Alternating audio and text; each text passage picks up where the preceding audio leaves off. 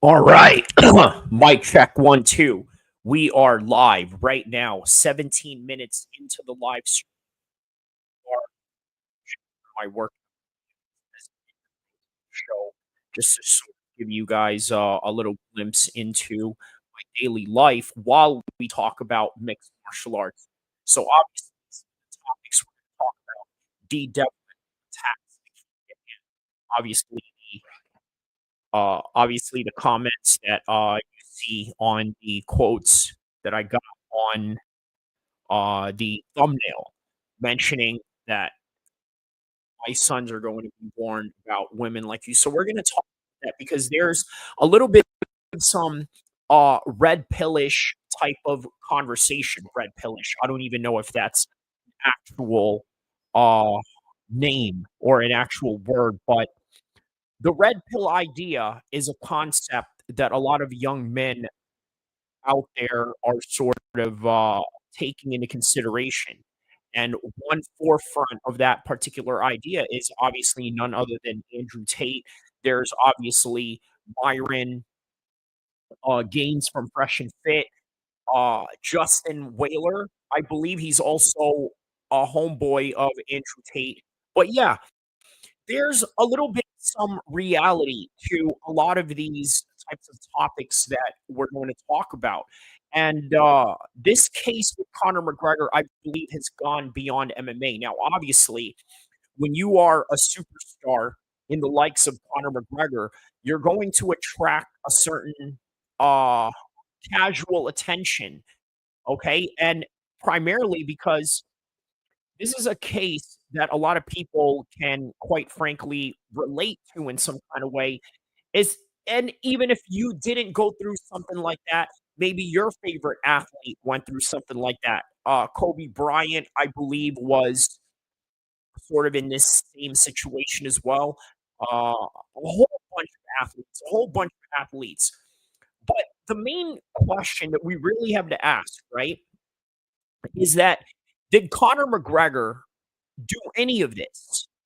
And it's important to understand it. And by the way, for those of you that are watching this right now, this is me commentating while watching my workout videos, but we're also talking about Conor McGregor at the same time. So forgive me, this is just the intro to the show and the intro to the live stream. So don't forget to like and subscribe, and we're going to talk about it. Other main topics that we're going to talk about in this live stream today: Conor McGregor's lawsuit with Artem Lobov. That's something that is also coming up right after this situation right now. We're going to talk about that because it doesn't end for Conor McGregor. Oh, the struggle doesn't end. Just like this struggle that I'm going through right here, where I'm lifting a 100-pound barbell on the floor and onto the air. And it sort of simulates a ground and pound uh, position in order to have powerful strikes when you are on top of someone's guard. So this is sort of what this workout is representing. You guys remember when Conor McGregor was getting beat with a ground and pound position from Khabib, right? You started saying to yourself, wow, you know what, man, where is this fight going to go? And does Conor even have a chance of winning here? Well, we're seeing this court case right here, and we thought to ourselves, you know what? He has a winning chance because of all the evidence that showed. And by the way, the type of evidence that sort of showed uh, enough reason to not convict his friend. And again, conviction, whatever, it's a civil case by the end of the day. Let me get rid of this because we are live as we are watching this right now. So, uh,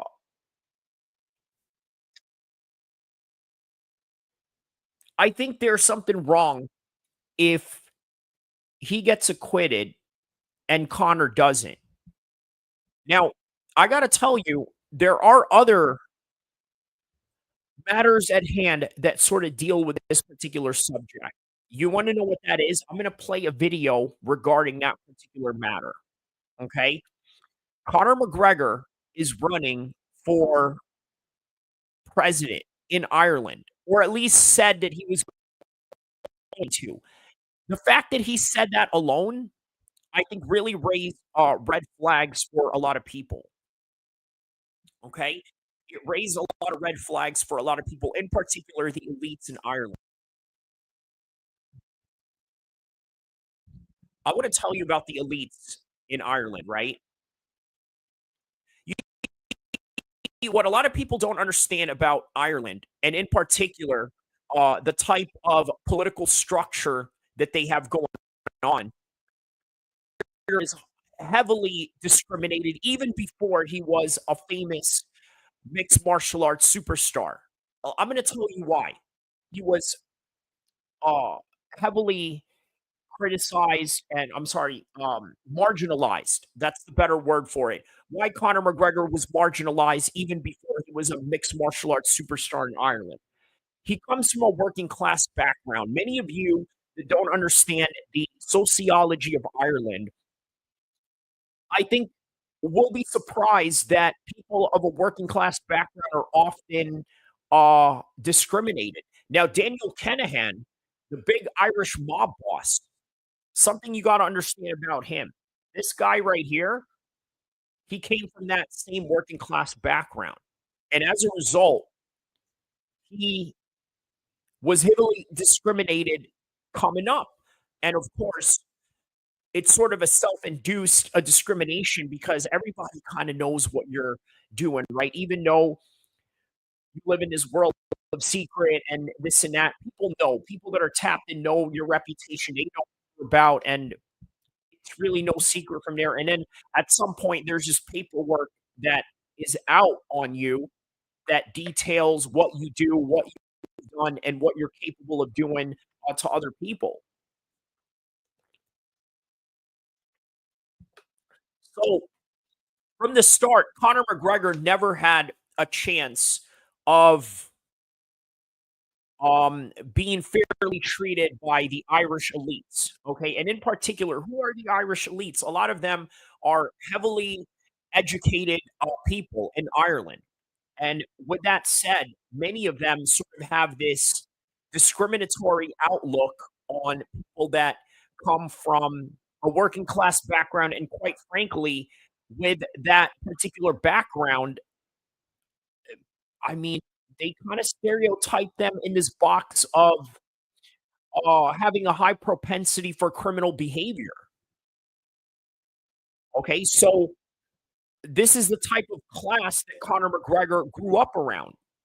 So now imagine this superstar. I'm sorry, this working class guy becomes a superstar in Conor McGregor.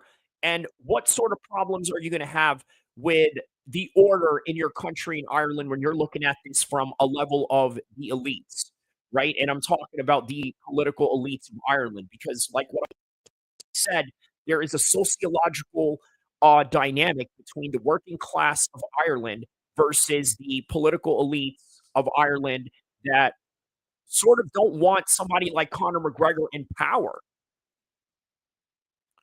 So that's something that really needs to be understood. So what does that mean? Well, I got to be honest with you guys, right? I think there is a good chance to sort of point out that, you know what? Maybe Conor was set up here. I'm serious. There's a good reason to believe that because he tried to run for politics. This is a very important lesson that we may have to try to delve into when it comes to people trying to delve into political powers and how they're going to try and stop you. I'm going to show you guys a video that I made last year that I think is very much relevant to today. Okay, I'm going to play you right now.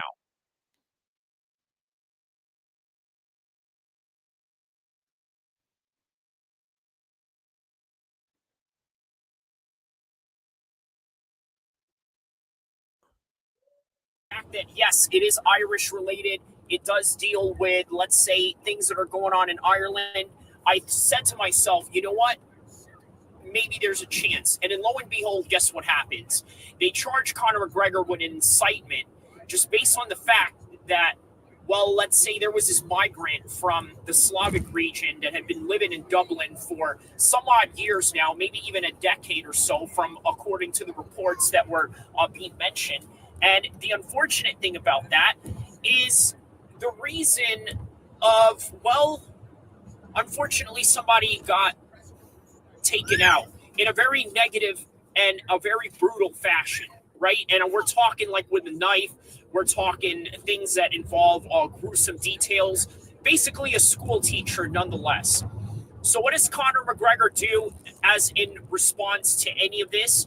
He goes and says something to the extent, and you guys can look it up. He has it on his Twitter, and if he has deleted it based on the fact that he's being investigated by the Irish government, the Garda, for incitement, well, you can probably find it somewhere online with people screenshotting it.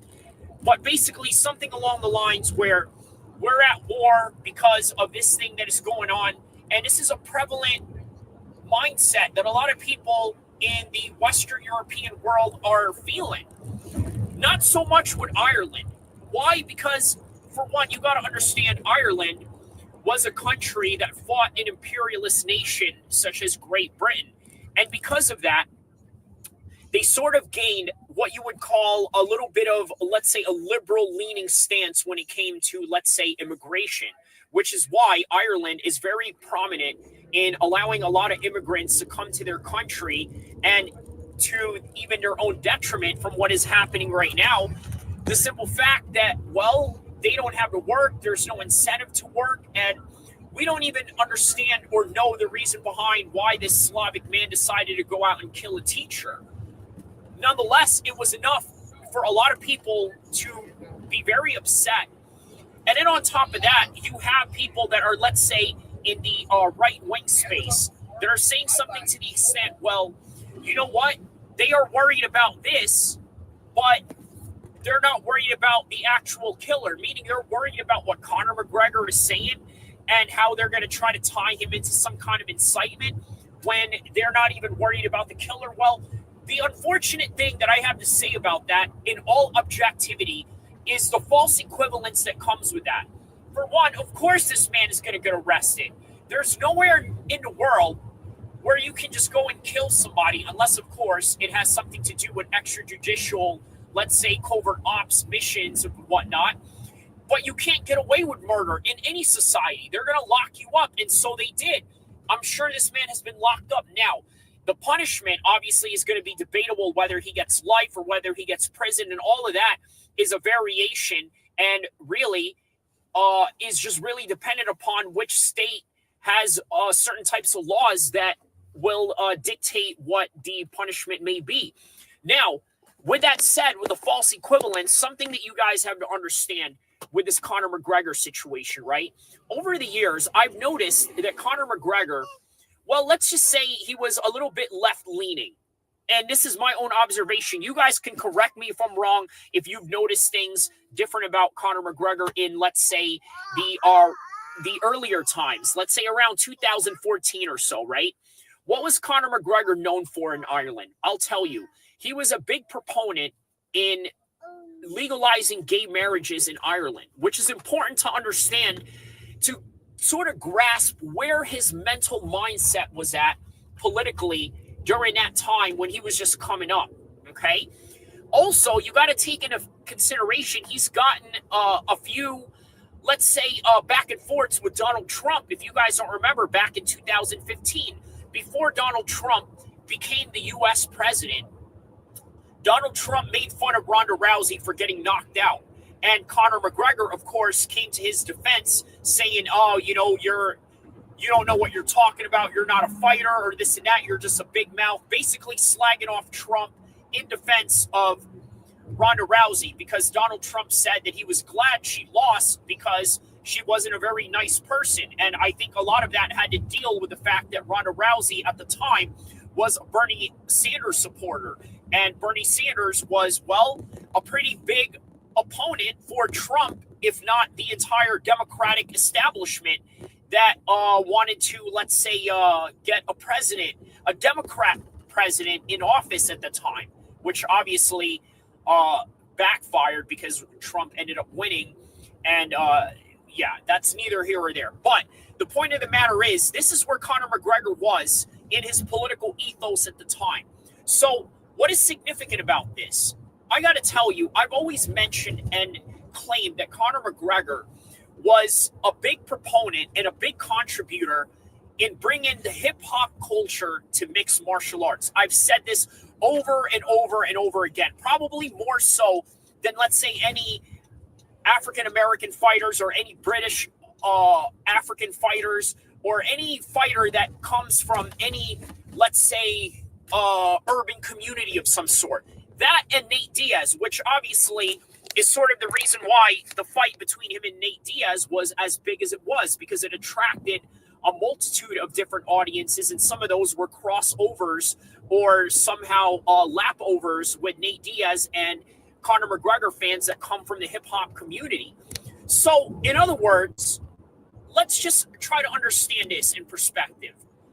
Would you say that the hip-hop community sort of leans a little bit left, right? At least for the vast majority of them. If you remember Nipsey Hussle, one of the biggest artists to come out of California, by the way, from Slauson down in L.A., he had a song in 2016 before he died called F Donald Trump, right? And guess what? A lot of people were down with this song. A lot of people in the hood were bumping this song. And from the time that I remember, even this song was played in Conor McGregor's after party in New York after he had beaten Eddie Alvarez. So you see the picture that I'm kind of painting here, right? Well, let's go even further with that. The other picture that I'm trying to paint, and something that I need you guys to understand, is that there are people, let's say, that are within the hip-hop community, like, well, he's not necessarily in a hip-hop community. He sort of played a character, but I'm talking about John Cena. Let's talk about him, right? If you notice, earlier in his career, okay, the guy was sort of a hip-hop aficionado, a freestyler. At the time when John Cena came out, the movie 8 Mile was hot. And he was a battle rapper, and so he ran with the whole entire gimmick. And guess what? It made the John Cena that we see today. But over the years, as you notice, John Cena sort of started developing a little bit more of a conservative, pro-military, pro-America type of persona to him, but still kept a little bit of that essence of his hip-hop mojo that he developed in his early career. Well, guess what? I think that's really interesting to point out, because a lot of guys that I know that come from the hood sort of, well, they're not rappers, they're not famous fighters, they're not famous entertainers, but guess what? They all deal with the same transition within their lives. I've known plenty of guys that have spent time in prison, that have lived that life of crime, and then when they came out, they were staunch conservatives, Trump supporters, or just maybe overall conservative, not necessarily Trump or Republican-centric to any degree, but within that same way of thinking. Another guy that I knew that was like that, a guy who, by the way, I've been a feature of in his show, his name is Matt Spear, right? He was a former Navy intelligence guy, right? Very fascinating character. And I was very privileged enough to be part of his show one time, to call in, to be part of a guest, to talk several times, maybe about twice or maybe 3 times I have. One of them was a phone call. But one of the things that I find fascinating about Matt is that he has a show called Don't Unfriend Me, right? And it's a great concept because, again, it really deals a lot with, let's say, people having differing opinions and differing worldviews, but with the theme of saying, hey, you know what? Don't unfriend me. We may think differently. Maybe there's some things that we can come down the line and say, you know what? We have something more in common than we do the opposite. Okay, that's literally the theme of the show. But what's interesting about him, aside from the fact that he's a former Navy guy, aside from the fact that he's a former Californian who now lives in Colorado and has had these corporate jobs with Comcast and Apple and things of that nature, was that he also grew up in the Ventura area. And even in one of his shows, I remember he said that he's been around gangs before. He is no stranger to the culture of the Northaniels, to the culture of the Bloods and Crips. And yet you look at this guy, he is a staunch conservative. He is pro-America. He cares about the borders of America, which, by the way, is very important to understand this particular content. Because guess what? What was Conor McGregor fighting for in terms of what he was tweeting about or what the Irish government was trying to hone down on him as some sort of incitement, which is what? Telling the Irish people, you know what, you guys need to go out there and protect yourselves, maintain safety, maintain vigilance, but also, he also sort of condemned the violence, which you sort of have to, right? Now that they're trying to crack down on him. Well, now, the other unfortunate thing about this is there are no arrests being made with Conor McGregor yet, right? However, what they are trying to do, as they are currently investigating him, Ireland, what they're trying to do is create laws that sort of prohibit certain speeches on the internet. Now, why is this significant to try to understand? Because right now there's no crime. But later down the road, as they're investigating and as they're trying to put these bills through and these laws passed, guess what? It may change somewhere down the road. And then here's the other insane kicker of it all. Conor McGregor has mentioned he wanted to run for prime minister or president of Ireland. Now, why is that significant? Because guess what? What's going on with Donald Trump right now? Well, I can tell you that he wants to run for president again. He wants to become the biggest son of a gun of them all. Why do I say he wants to be the biggest son of a gun of them all? Because he's already number 45, and he wants to become number 47 after he beats the number 46 Joe Biden, if and when he does, which, by the way, is highly debatable at this point based on the criminal charges they bring against him. Which brings me to my point. This is the reason why Conor McGregor has an issue in his hands with the Irish government, because the Irish government knows that he wants to run things, wants to change whatever it is that he wants to change in terms of policies, domestic and foreign, when it comes to Irish politics. And guess what? The establishment is going to have a serious problem with that. And I'm going to tell you why. Conor McGregor comes from a working class background. And for those of you that don't understand about Irish society, they look down on the working class. And I'm talking about the middle class to higher elites of that society. Why? Because let's face it, the working class have a very hard life in that particular part of the world, not just Ireland, but also the UK and the entire British Isles period, right? They just have a completely different society than we do here in America. So as a result of that, guess what? A lot of these young men who come from these working class backgrounds, guys that are plumbers, guys that are construction workers, guys that, let's say, do, I don't know, labor jobs of some sort, right? Many of these guys turn to a life of crime in order to sustain a certain type of living or to maybe move themselves up to another class of, let's say, tax bracket of some sort or lack of tax bracket, but that's neither here or there. But either way, they are demonized because of that. And this is also the reason why, believe it or not, mixed martial arts, for as popular as Conor made it, is not as followed by, let's say, their mainstream media. And why is that? Well, for one reason or another, perhaps maybe you could say that the Irish have a lot of different sports. Nah, not really, not as much as we Americans have. Or do we have, let's say, more? Do we have more? Yeah, we definitely way have more sports here, right? For you to not cover MMA, but then, yeah, you look at MMA here in America. Yeah, it's nowhere near what you have with, let's say, hockey, baseball, or the other sports, right? If in fact MMA is a baby when it comes to that.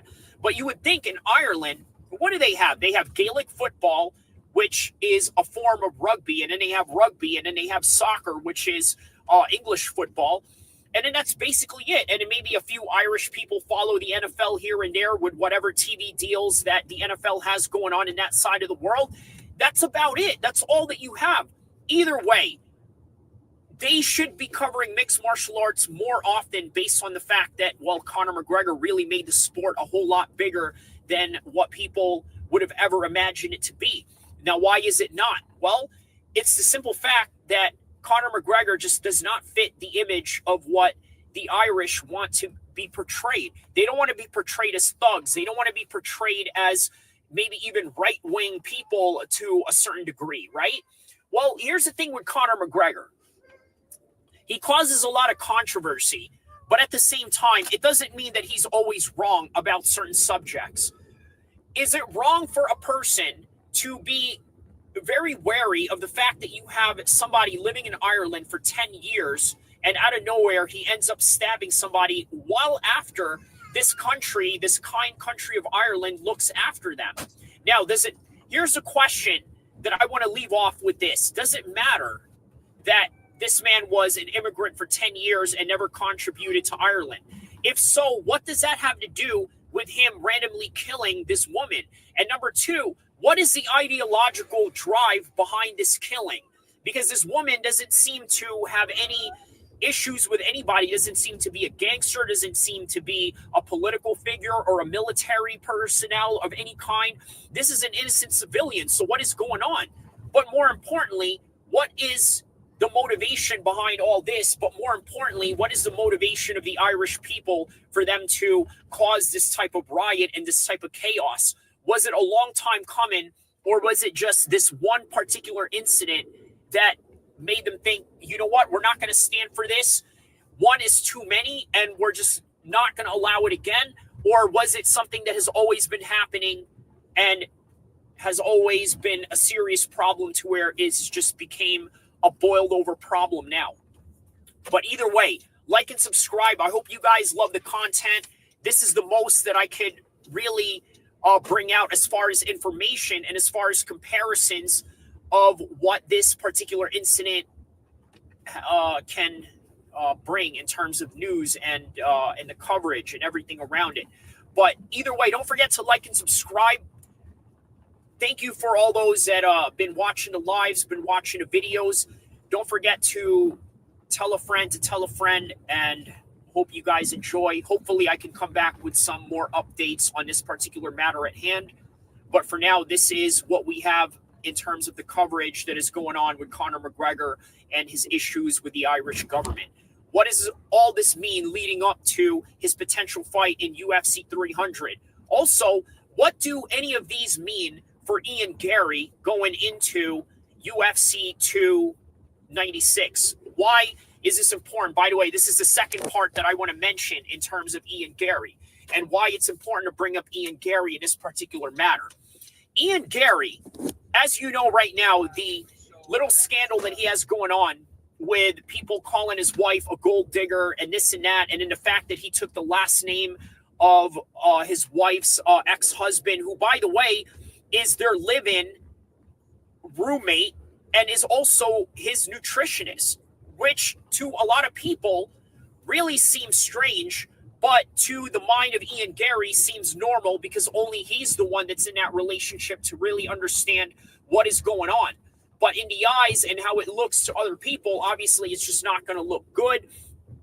And you add to the fact that the mixed martial arts community is, for better or worse, toxic, right? Toxic for better, because sometimes you do need a bit of a gut reality check when it comes to certain subjects, when certain things are going on unchecked, right?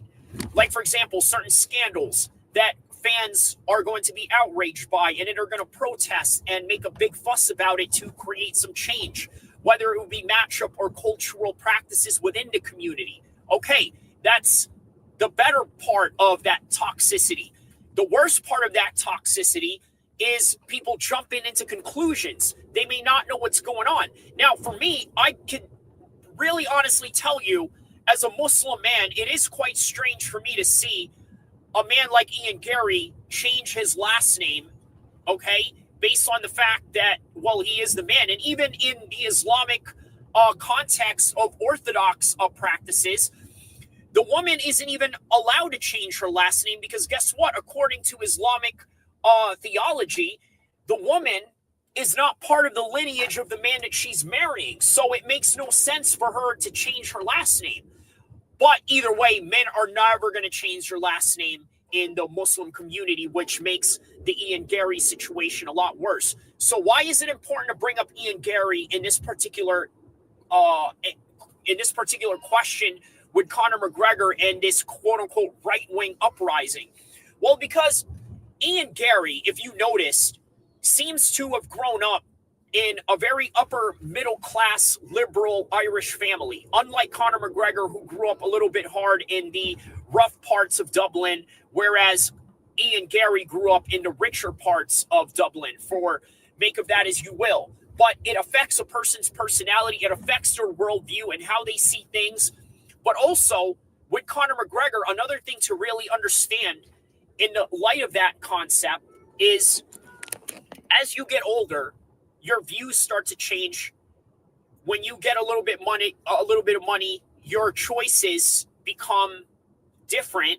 Your outlook of the world, especially when you have children and the overprotective nature that you have as a father, you're going to lean a certain direction, whether that would be politically, religiously, or a certain creed or ethos that you want to live by. And this is just what we're seeing right now. So the fact that Conor McGregor wants to run for president, wants to run for prime minister, well, I got to tell you, that does affect the entire reasoning behind the Irish government and how they're going to charge him, on top of the fact of how they're going to rearrange laws around this particular incident and how they're going to deal and punish people that they need to punish based on, let's say, chaos control.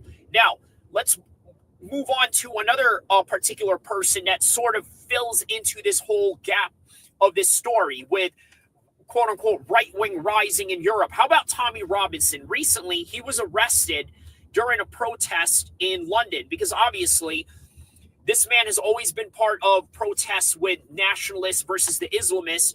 Now it's Palestinian supporters versus nationalists. But obviously, as you guys know, Tommy Robinson was kicked out of the EDL by neo-Nazis that infiltrated the group. A group, by the way, that he created himself only for him to get kicked out of his own party. But that's neither here or there. So he gets arrested in recent times, and I got to tell you, it's quite strange considering that, well, Tommy Robinson was going to do a podcast with none other than his old-time friend, Andrew Tate, who, by the way, till this day, from the years that I've known Tommy Robinson, it's really strange to see that this guy grew up with Andrew Tate and they actually know each other. They've actually trained at the same gym that Andrew Tate has trained out of for him to win his championships in the kickboxing world. But either way, what's interesting too about this, right, is the fact that what's interesting about this also is the fact that Tommy Robinson was arrested just before he was going to do a podcast with Andrew Tate. Now, why is that significant? I'm going to tell you why. Because the UK and Ireland, just like what I had mentioned earlier, does not want to deal with a riot, with chaos. And can you imagine if Andrew Tate either converts Tommy Robinson or he somehow gets him on his side without really converting to Islam, but yet gets him on his side on the political side of things, which, by the way, is already happening because you see Tommy Robinson work with other Muslims when it comes to tackling let's say, child grooming situations, or let's say, child molestations, or unlawful graping of some sort, right? So this is something we have to try to understand, right? Now, if he was to meet with him and influence him in any kind of way, whether it would be to the point where he converts him to Islam, or whether it would be to the point where, let's say, he just brings him onto his side, it's a big problem for the UK government, and they can't allow it because guess what? They have a lot of economic problems going on. The budget that they would have to deal with in terms of having to pay cops and riot gears and things of that nature is just going to be very exponentially dangerous for their economy and their response to, let's say, the chaos that can possibly ensue as a result. So this is what is going on. This is literally what is going on. And again, I could be wrong. This is my own subjective opinion. Of course, these are subjective opinions with basis of understanding certain baselines of how these governments operate, as opposed to, let's say, the United States. So this is all that I really have for this particular subject. I can't really think of anything else that I could add to this particular matter at hand. But so far, this is what we got as a recap from the 25 minutes that I've been talking. So Conor McGregor possibly being investigated for incitement, okay?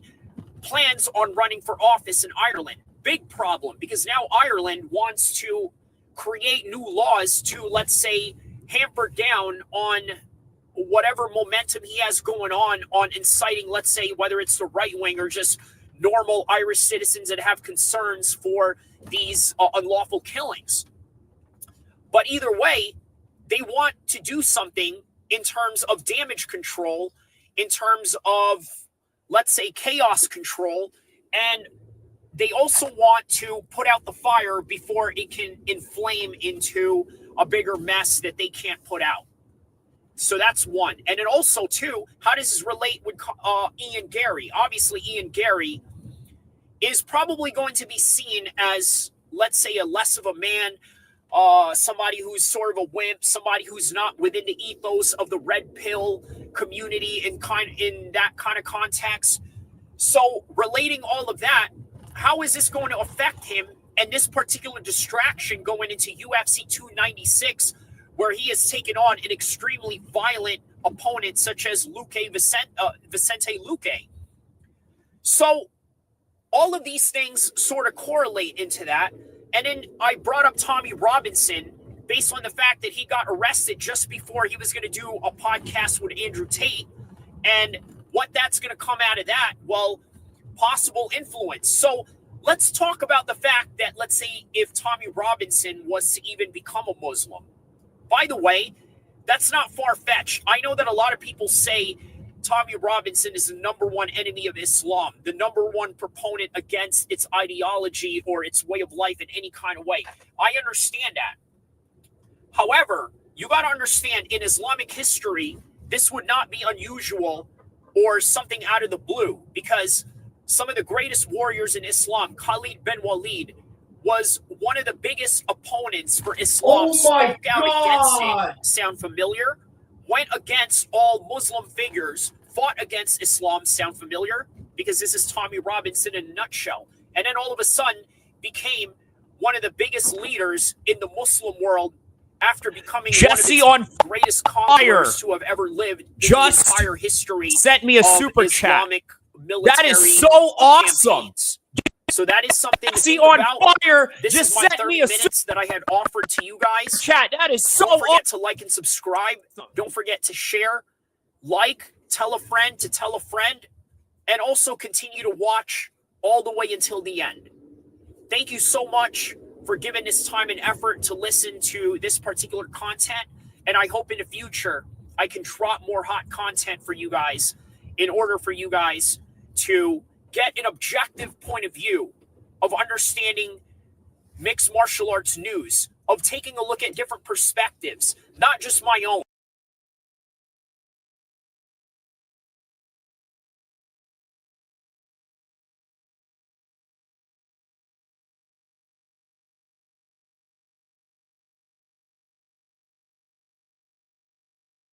well.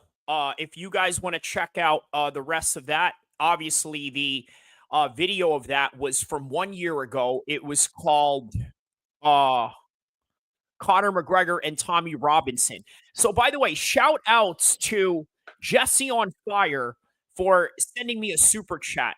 Let me tell you, man, this is exactly what I get into YouTube for. You know what I'm saying? Getting in there, being recognized by your peers, man. That is the ultimate awesomeness of it all is being recognized by your peers. So that right there just gave me a strong extra boost of feeling a lot of confidence being tapped in by Jesse on Fire, bro. Can you imagine Jesse on Fire? A dude that I watches me. And you know what? This is the most beautiful thing about this whole entire YouTube experience, right? I mean, just nothing short of awesomeness. So shout out to Jesse on Fire for the $20 super chat right there. So brother, thank you so much, man. So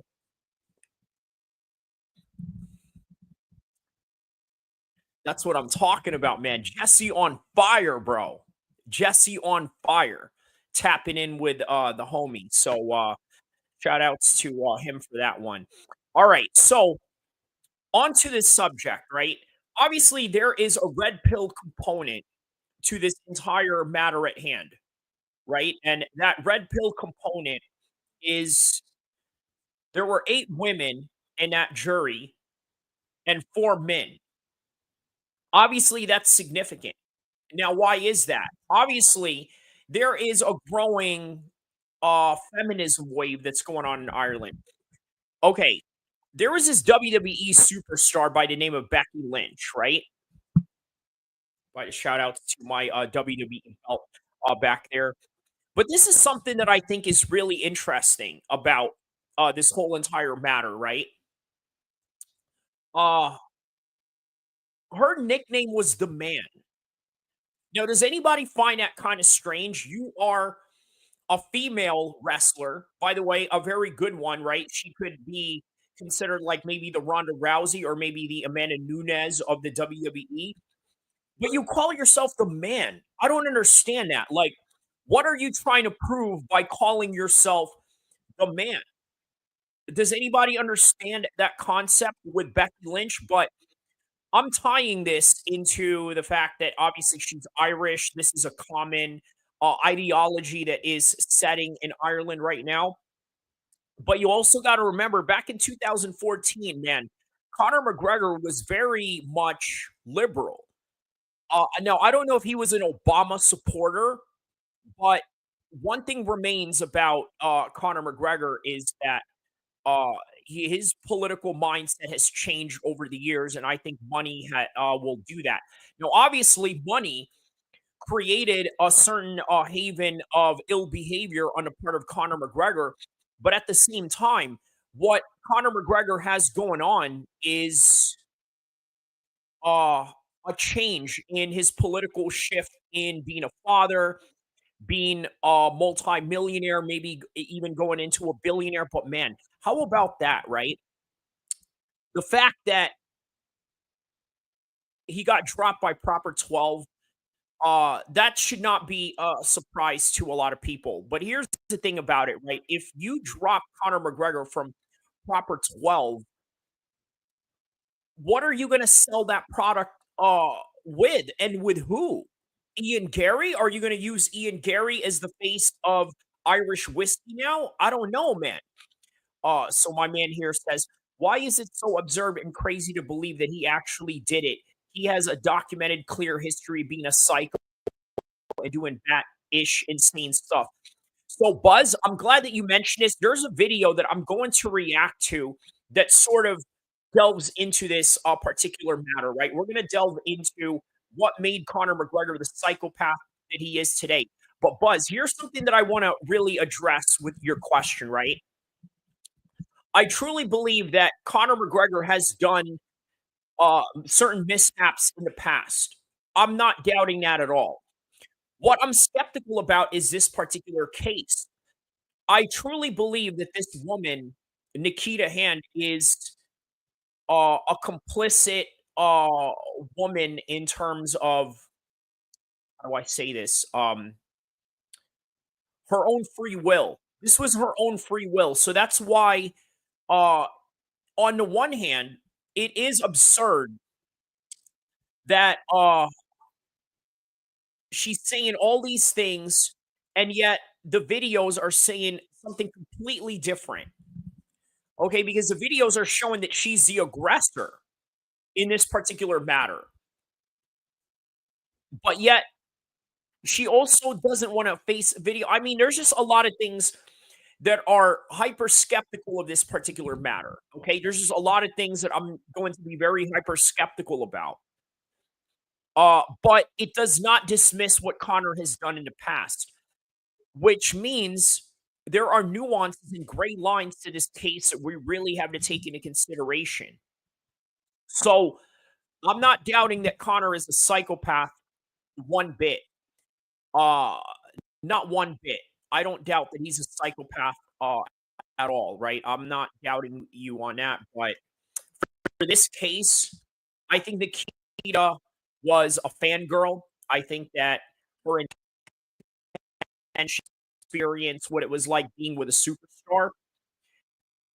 And other than that, it doesn't exonerate Connor from his other mishaps. Okay, that's what's really important to understand here. Because if you do not take those things into consideration, then I think you're not looking at this from a highly intelligent point of view. So again, that's what it is. You got to look at these things from an intelligent point of view, and if you don't, then you know what? Unfortunately, okay, that's just really what it comes down to. So yeah, let's delve into this video that I wanted to show you. Right, every time Connor got hated on, right here. Let's After winning the double championship in Cage Warriors and becoming the biggest MMA superstar in just a few years, he became the creator of his own destruction. Partying is weakness for the soul, my friend, so I try and avoid it. A series of Gregor's life drastically reduced the number of his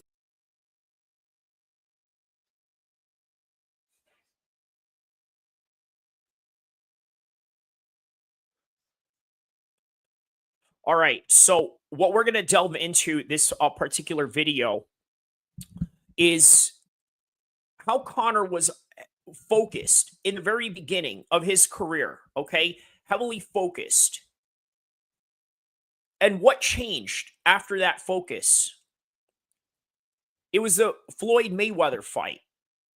That was the biggest turning point of his career, and we're going to delve into that. Buzz Rizgier says they offered a settlement as well as which was rejected. So if it was about the money, then the narrative doesn't make sense. Not saying he's guilty because I don't know along with everyone else. Yeah, Buzz. Again, we're both answering this in a very humble manner, right? Because we want to give the benefit of the doubt and we don't want to follow the trend. You see, one of the biggest problems I think that many people have in the world of mixed martial arts and in the world of politics, in any type of echo chamber, there is this idea that you have to keep up with in order to keep up that identity. For example, I'll give you an example, okay, from the Islamic side and the Islamic community POV perspective, okay? I grew up very distrustful of the Shias, okay, because obviously you could tell by my beard I'm a Sunni and this and that, and there's a conflict between that or whatever, right? So I just felt like over the years I was put in this echo chamber of being told what the Shias are, and then even though we still have a world of difference in our beliefs, I started to really learn more about the Shias, and how they really look at the world. But yet I also looked at there's other subsets of Shias, and to sort of put them into one category or one box, I don't think really helps tell the entire story to its full capacity of explaining it in its full details. So this is what we have in this particular case right here, right? We have a lot of people that have an echo chamber in how they look at the world and how they view other people. But we also have a very complicated case that has different nuances that we can't ignore. And here's the thing about this, right? This particular case was not really big in America, right? Because we just have so many sports programs, so many news cycles to go through. There's Trump, there's him going into office in a couple of months.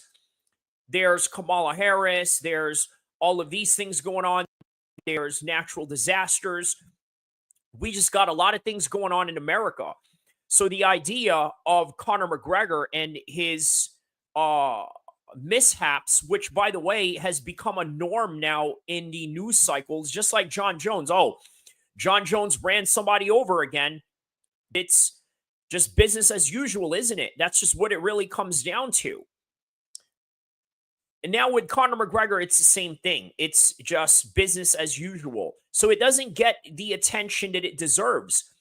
While it's not getting attention, at the same time, it is also being misunderstood to the highest order and highest degree. So as a result, many people come up with their own conclusions. Many people run with their own narratives while missing different points and different matters dealing with this particular subject. So let's move on to this video right here. His fans who became his haters. And this is the story of the chronological events that led to... By the way, shout outs to Jab. Okay. Subscribe to his, he made 6 days ago. This was a very well made video. Shout outs to Jabs. Right now he has only 432 subscribers. That's going to go up right after this. Look at the views on this one.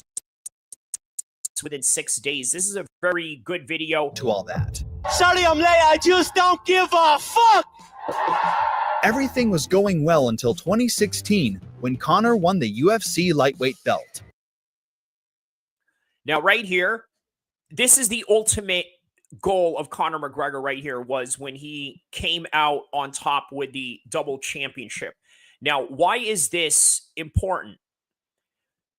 He said that he was going to come into the game, get in, get the checks, get the belt, and get out. He, at that point in 2016, he was checked out. He was checked out. The Floyd Mayweather fight was just the icing on the cake. If he was to win that, he would just ride off into the sunset and never bother with it ever again. But here he is, just like everybody else, stuck in the game, because he just can't find a way out.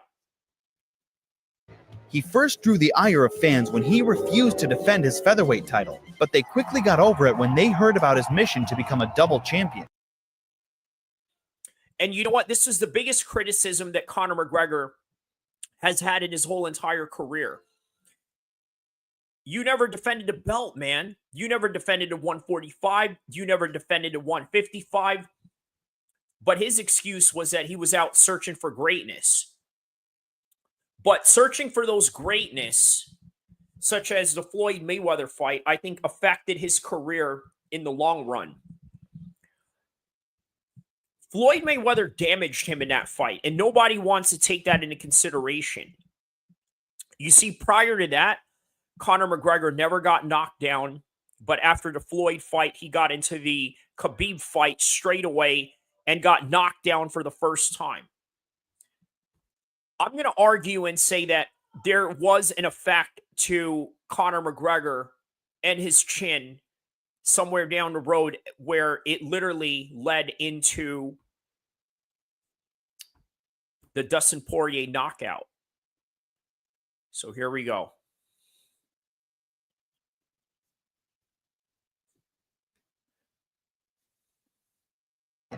When Notorious succeeded, no one thought things would go downhill in his MMA career and life. He refused to defend his belts, which many thought was obligatory if you wanted to be remembered as a true champion. If you don't hold that belt for a certain amount of time, you gotta let it go, son.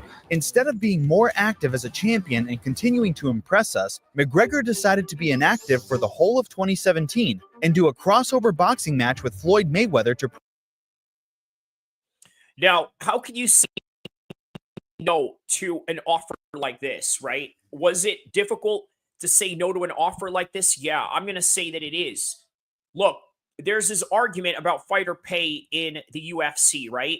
Well, he did what he needed to do in the UFC after the double championship. He took that double championship, fought Floyd Mayweather, literally 3 years off of his career, yet left as a world champion himself, right?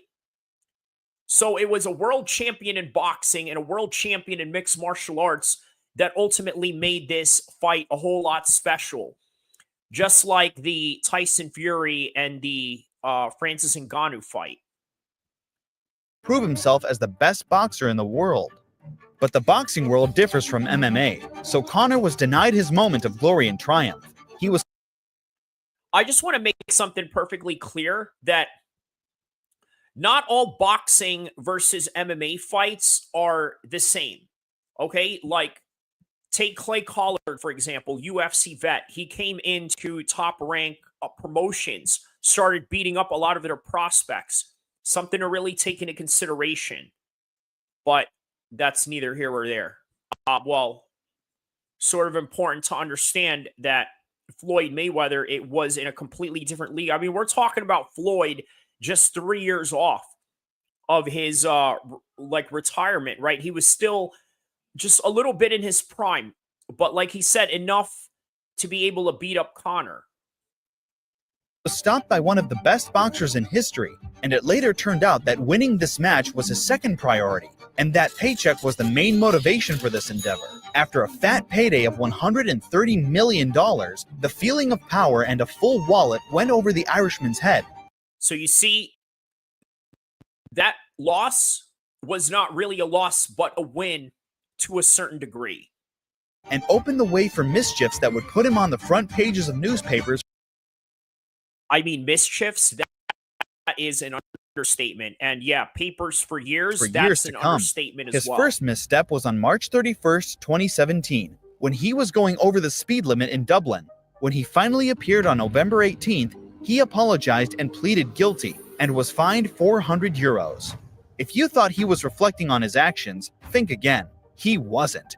He arrogantly left the court, got into his car without wearing a seatbelt, and left at the speed of light. He threw out a phrase that was a slap to the face of the justice system. Come and get me! Come and get me! He said, come and get me. Come and get me, while he's speeding off. 11th October 2017. Conor was again caught red-handed and behind the wheel, rolling his Range Rover well over the speed limit in Ireland. He appeared before the court with another apology and received a fine of €1,000, and his driver's license was revoked for 6 months. However, this was not Conor's last driving offense, nor was it the last incident in 2017. But fortunately, this time, he did not endanger the lives of others. On 10th November, his SBG colleague Charlie Ward debuted at Bellator. Now this was a very Mark Goddard. This is when people really started to see Conor McGregor unfold into what we have been seeing him as of late. For 187. Although he was coming off 2 losses, the Irish fighter knocked out John Redman in the first round and did not hide his happiness. But judging by the situation in the cage, Conor was much happier than his friend. McGregor didn't even bother to hide his excitement. He stormed the cage and jumped on Ward, making referee Mark Goddard's job difficult and selfishly taking the attention away from the winner. Goddard warned him, but Notorious went straight after him. Security intervened, and instead And this was where a lot of people started to really look at Conor sideways. Was at of this Charlie point walking right here. proudly in front of the cameras, McGregor was in the main frame. His desire to be the main character wherever he goes did him no good, as the You know what? That is a good point with what Jab is saying here, right? A main character syndrome, trying to be the main character everywhere he goes. I don't know if that is the case for this one. You could say that about his life overall, but different people have a different way of expressing how they're happy for their homies. I mean, this guy was, I think, just really happy, but he couldn't contain himself because he is that type of personality. So, future will show. After 2017, we get to April 2018, the moment when Conor attacked the bus with a steel dolly. We won't dwell on the detailed events as they are well known to everyone. We'll summarize them only with Dana's words. There's a guy named Artem who is Conor's best friend. He's from Russia. Habib is from Russia too. There was some kind. and by the way, speaking of which, this guy right here, Artem Lobov, he's got a lawsuit coming up with Conor McGregor. Okay, he's got a lawsuit coming up, and we're talking about January. So after Conor, more than likely, is going to spend Christmas with his family straight away. After the Christmas season, right into the New Year's, he's jumping into the courtroom with Artem Lobov in January. There's a lot going on with that case right there. We're going to talk more about that, but back to the video with Conor McGregor and the channel Jab.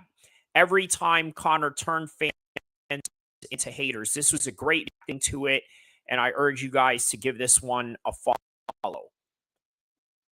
Kind of Russian stuff going on between those two, and Habib slapped him, surrounded him with his. He said Russian stuff. Let me give you guys some context of what exactly that Russian stuff is that Dana White is talking about. So what happened was Conor McGregor was called a chicken by the Dagestanis, and so he obviously took that into a serious offense. And that's literally what the Russian stuff is that Dana White is talking about on this one. His friends and slapped him. He picked up the phone and called Conor. That's embarrassing, Habib isn't slapped me. Conor fueled up the G650 and loaded. Look how happy Dana White looks as he is expressing his glee of this whole entire story. Now, look, as a commissioner and as a president and a CEO of a company, you really have to condemn these certain actions. He's like saying, oh, look at this. They loaded up all these Irish guys. Yeah. Dana White looks like a young boy in a comic book store right now watching an action movie. Oh, they're going to load up the plane with Irish guys. Oh, my goodness. And they're going to go to Brooklyn. Oh, my goodness. He's like all happy about it. Look at Dana White's face. He's like a fanboy. He can't help himself. But hey, listen. The only time Dana White was ever allowed to show his favoritism towards Conor McGregor was during Floyd Mayweather fight, because obviously he doesn't promote Floyd. It up with Irish guys. They flew to New York and attacked the bus that he was on. Conor. But I think out of all the UFC fighters, it's safe to say that Conor McGregor is probably his favorite guy. I mean, look at Paul Daly, right? He punches Josh Koscheck, and then all of a sudden, he gets kicked out of the UFC, but Conor throws a dolly at a bus full of fighters that are cutting weight fight week.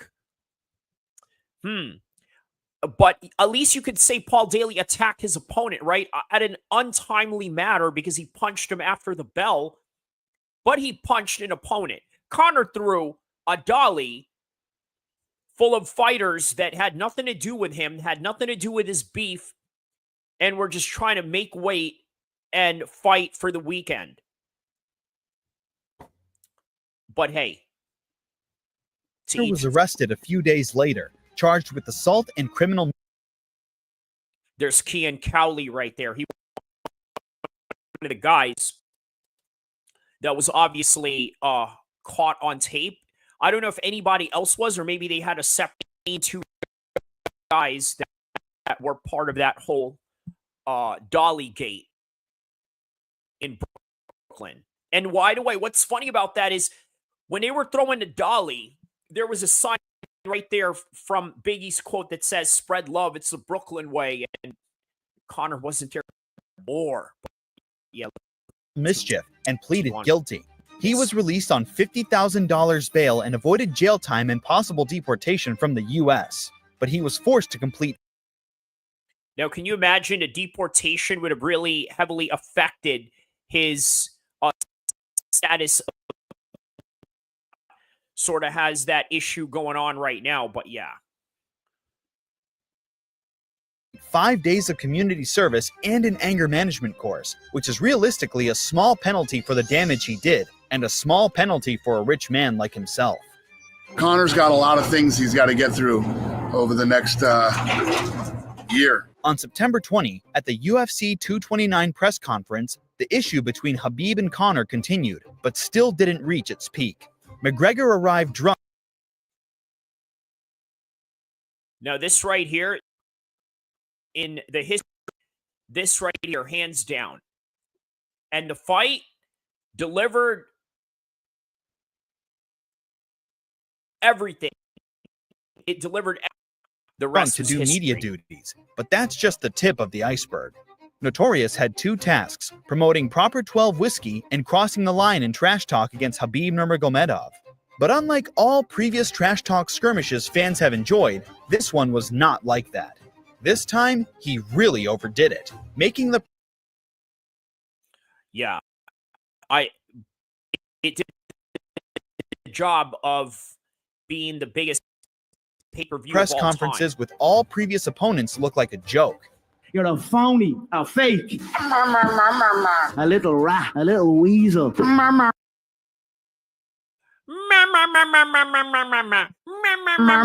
Shut your mouth, mate. You'll be dead and I'll be in a cell. Fuck you. It's gonna be long night. Yes. You know Oh, this. Lord, shame me that. You know this. Sid, I'm gonna explain. Fake rat. The more he spoke, the more people switched to the side of Nurmagomedov, who... From what I heard also, this really turned off a lot of people in Ireland, right? Based on the fact that they really were not fond of making fun of other people's religion. I mean, the Irish, they sort of have a reputation in being religious Catholics, so they sympathize with people that have a religion or follow it. And this was not a good look for Conor during his time. So, who decided to leave his talk for the cage. Even the fight night did not pass normally. Both fighters were fined for the post-fight brawl, and Conor was suspended by the NSAC for 6 months and fined $50,000. So here's something I really got to say about the suspension thing, right? It's not really the biggest deal in the world. Let me explain why, right? The suspension, 6 months, that's standard for somebody that fights at the level that Conor McGregor and Khabib fight at. Before the year ended, Conor managed to get involved in another police investigation in December, this time for a sexual assault accusation in Ireland that allegedly happened in a hotel. These were no small accusations. And by the way, this right here, the 2018 incident, is what led to the situation that we have right now with Conor McGregor. And therefore, Nikita a severe blow to his high profile. Unfortunately, this was not the only indictment of this nature, but this process dragged on until 2024. Exactly. As what we are seeing today. 24, here it is. Conor did not calm down even after this, so he participated in another incident in March 2019, which resulted in another arrest. The report says McGregor was leaving the Fontainebleau, Miami Beach shortly after 5 a.m. Monday, when a 22-year-old man attempted to take a picture of McGregor. Police say McGregor slapped the phone out of the man's hand. Yeah, so this right here, a lot of people are sort of hinting at CTE as a possibility of why this had gone down with Conor McGregor, right? I think that the fan may have agitated him to a certain extent, but I don't know, man.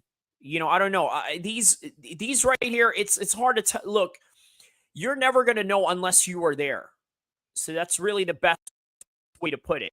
And then stomped on it several times. Investigators say McGregor then grabbed the phone and left the area. It's not exactly a smart move to shove a camera in an MMA fighter's face and not expect a reaction, but Conor definitely has anger issues.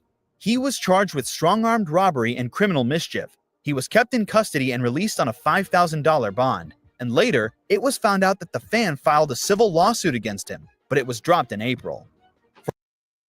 Probably ended in a because what had happened was they probably reached out to him and said, hey, you know what? This is what we're going to do, bud. Okay, we're going to,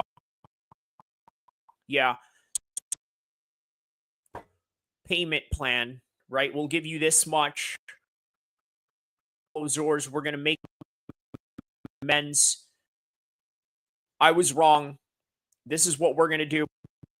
Don't say anything about it. Maybe sign an NDA on top of it. Happened here in this case. For most of the problems so far, some justification could be found on shaky legs. But what he did in August 2019 borders on madness. At the Marble Arch pub. Now, this right here is really where it broke the camel's back. The straw that broke the camel's back right here. Punching the old man. Now, look, a lot of people have sort of made commentary on this. He's 55 years old. Joe Rogan is 55, but then there's 55 Joe Rogan, there's 55 Mike Tyson, and then there's 55 years old your dad or your uncle that's never done sports in his entire life. But still, 55 is 55 in it. In Dublin, Conor offered a shot of whiskey to an elderly man, who refused his offer twice and was punched by a quick left in return. McGregor was inactive in UFC fights, but filled that time by fighting in pubs, but without knockout finishes. He used to be Ireland's main star, and by 2019, people were refusing to drink with him. McGregor, accused of assault, was brought to court, where he pleaded guilty again and was fined $1,000. A new... Again, not the worst one, right? But this right here, this is where a lot of these charges are going to come in the future, continuously. Right? Okay, this girl reported this girl reported that. All right, you know what? I'm going to try my luck too. It's kind of, you see Rashad Evans knock him out. Next thing you know, the next guy knocks him out. Next thing you know, Rich Franklin knocks him out. And next thing you know, you think you could knock him out. And next thing you know, in his career where he previously won against Tito, Tito knocks him out. Because everybody sees that you are vulnerable now. This is where Conor is at metaphorically in terms of civil court cases. Now, there could be future civil court cases that could open up as a result of this current one that is happening Sexual right now. assault was reported in October 2019. The woman who reported him says that he abused her in a car in front of a pub in Dublin, which this time put a big question mark on his behavior towards women. With the lack of evidence, Conor denied his wrongdoings. He managed to be calm for a whole year, and then in September 2020, he was arrested on the French island of Corsica for alleged repeated sexual assault and indecent exposure. But 8 months later, the charges were dropped. I mean, wow, listen, indecent exposure, that right there, it's a little different. I gotta say, man, I think, I don't, you know what, I'm not going to comment on that one because indecent exposure could mean a whole bunch of different things, right? But again, there's nude beaches in Europe, which is something to consider as well. So hard to comment Due to lack of evidence. As time passed and problems continued, it was harder and harder to be Conor's fan. This was further compounded by his performance decline in 2021, when he was beaten twice by Dustin Poirier. In the first fight, he was knocked out for the first time in his career, and in the second fight, And once again, I got to tell you, that may have stemmed from the Floyd Mayweather situation. I mean, damaged this guy. Do you agree or not? I mean, there's a good chance to say that he contributed to it. He's never been knocked out before. He's never been knocked down, and Khabib knocked him down. And eventually, Poirier knocked him out. And then in the second, he goes and gets at Dustin Poirier even after he beats him up. I mean, who can do that other than... He suffered a nasty broken leg, after which he never returned to the cage. Another one of his missteps happened after the first fight with Dustin, when Conor publicly promised to pay $500,000 to Poirier's charity, but did not follow through. Instead, he donated to another charity in Lafayette called the Boys and Girls Club of Acadiana, instead of the Good Fight Foundation. Well, at least it went somewhere. Just Poirier, because he probably thought Dustin Poirier had nefarious intentions. McGregor filled the rest of 2021 with more assaults. In September, he attacked the famous rapper Machine Gun Kelly on the red carpet at the 2021 MTV Music Awards in Brooklyn. Right here. Right? And you never know what this led to or what was the reason behind it. In my opinion, I just think that he doesn't like Machine Gun Kelly because Machine Gun Kelly looks like less of a man. I'm going to just say it like that. So this was his second incident in Brooklyn after the bus attack. What happened? Absolutely nothing. I don't know. I just showed up and I don't. Oh, I just showed up and something happened. I don't know. But yeah, that's what you do when stuff goes down. You say, I don't know what happened. I don't know nothing. I don't know anyone. I don't know what I saw or in fact I didn't see. Oh no, I don't even know the guy, to be honest with you. Well, he was right. He just shows up and problems come along with him. Likewise, a month later, he just showed up in a nightclub in Rome, where he broke the nose of Italian DJ Francesco Facchinetti. The Italian had no choice but to file charges and also warned the public about McGregor's instability. We have to go to the hotel and he said, hey guys. Look, I got to tell you, right? I know Conor McGregor's nutritionist, Eric Trilogy. He told me about this incident. He was present with him when this was happening. And I got to tell you what Eric Trilogy told me, the nutritionist of Conor McGregor, was he felt that this DJ was a little bit on the aggressive side, right? But again, you got to remember, take for face value, this is one of Conor's guys telling me this, right? So stay here for other 10 minutes. And we say, okay. In that moment, your brain turned off immediately in 1 second. And he punched me in my face. It's like that. Imagine if you are in front of me and you speak with me for 2 hours and chilling and smiling, and I punch you after 2 hours out of the blue. That he is irreparable is evidenced by another arrest in Dublin for speeding in March 2022. This resulted in a 2-year road ban and a $5,000 fine. The judge ordered him to be peaceful for the next 2 years due to a 5-month suspended jail sentence to avoid jail time. Again. And what did Conor do? In January 2023, he went to Ibiza to celebrate his birthday, where he attacked a 42-year-old Dublin woman. What I think would happen with this one, I think he knew this person previously, and perhaps they had some sort of disagreements in the past. Maybe he even tried to get at her in the past and got rejected. And so he probably felt a certain level of vengeance to sort of go after her as a result of that.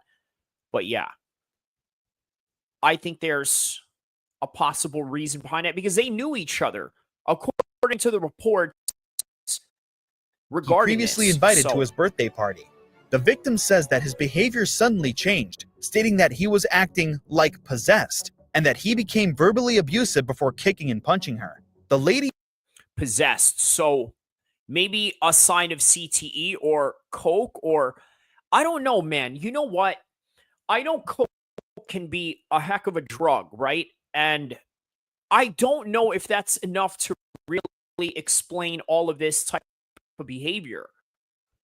But you never know. I mean, for all we know, Conor could really be a serious psychopath, right? But He jumped off the yacht to save you never herself, know. as she feared for her life. Later, she filed a complaint against him.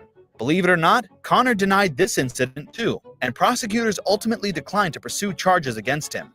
He used to fight in all corners of the world, and today, he collects criminal charges all over the world. Wow. Now that right there is interesting, right? He used to fight all over the world, and he did. One of the first fights that I saw out of Conor McGregor was in his Cage Rage days where he fought in, I believe, Jordan. So I remember 2011 or so, they had, a show. I saw it online. There was a link for it. I was like, all right, let's click on it. Let's see what's up. I believe he was fighting a Danish guy in that Cage Warriors card. But yeah, he did fight all over the globe. Amon Jordan, the UAE with Dustin Poirier, Las Vegas, obviously the UK, Ireland. I don't think Conor has fought in Asia, but either way, he's fought around the world. If you fought in the Middle East, in America, and Europe, yeah, you fought around the world nonetheless.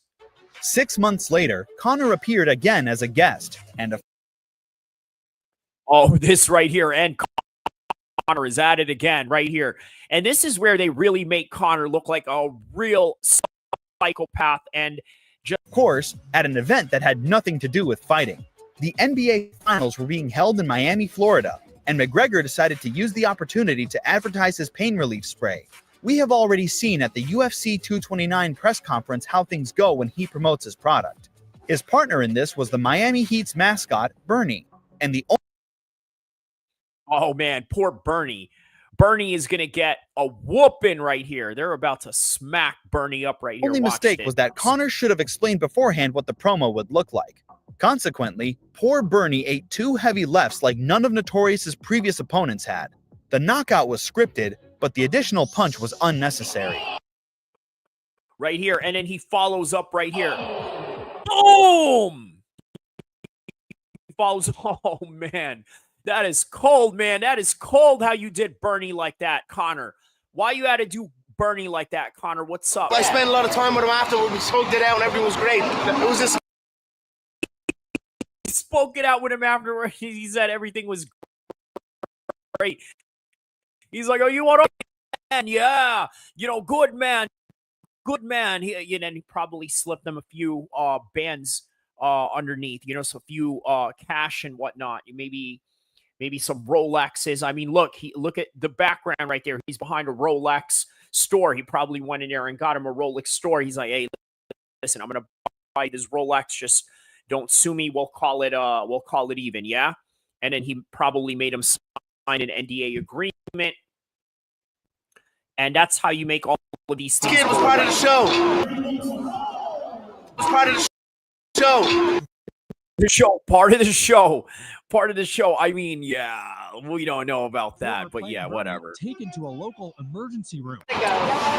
He obviously missed punching people in the cage, which is evident from his relentless posts on social media.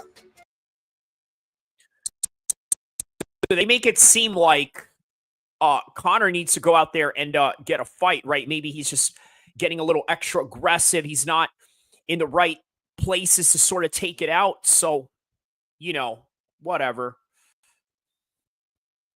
There is no fighter he hasn't called out from flyweight to heavyweight. There is no performance that he did not comment on after each event, but it's his way of staying relevant without any activity. But the truth is, this ship has sailed long ago. Well, we can believe he does miss moments of triumph in walking to the cage, but unfortunately, not enough to persuade himself to train, because it's hard to get up for a run when you sleep in silk pajamas. He has retired and returned countless times over the past 5 years. Fans who couldn't wait for his comeback performance lost every ounce of desire to see him compete. They are simply sick and tired of his empty promises and threats.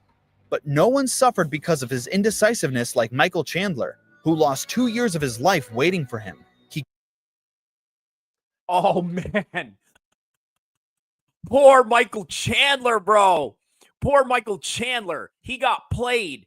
And you know what? Credit. He did have a good fight against Oliveira, but again, don't act like you won, right?